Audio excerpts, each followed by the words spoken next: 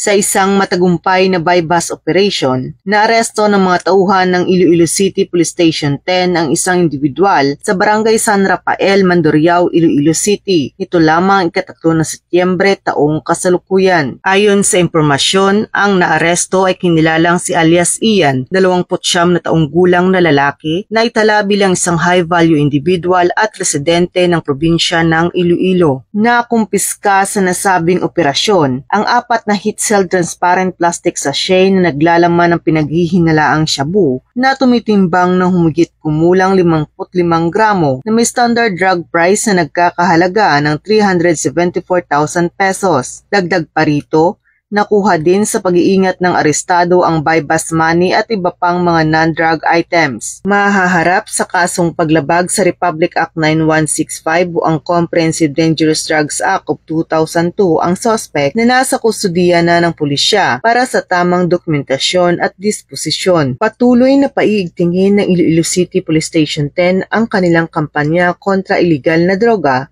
upang masiguro ang seguridad at kaligtasan ng bawat mamamayan tungo sa isang maunlad at mapayapang bagong Pilipinas. Mula dito sa Western Visayas, ako ang inyong Police News Network Correspondent, Patrolwoman Charmaine Balunsat, alagad ng batas, tagataguyod ng Balitang Pulis.